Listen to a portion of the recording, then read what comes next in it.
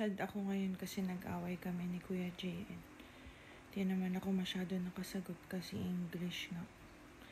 Kaya sagot ko na lang to. Hi Ma'am Shudit, ano po yung iti-take na Hope Glow for beginners? Nung nagsimula ako guys sa Hope Glow, ito yung inuna ko. Yung Skin Pro. Tapos after halos ng ilang buwan na realize ko na hiyang siya sa akin kasi hindi na nga ako nagpipimples mula nag-take ko niyan. Parang nag-level up na ako. Trinay ko na yung super nila, yung Biggie.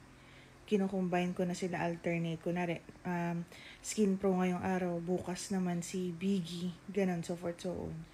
Ganun. Si Kuya kasi. Di ko naman pwede ikwento dito ba't kami nag-away kasi stalker ko yun eh. Pag nalaman niya may kinalaman sa kanya yung video, pabubura na naman. Pwede naman kasi makipag-usap sa nanay ng diretso-diretso lang. Gagamitan pa ako ng hypothetically, ganyan.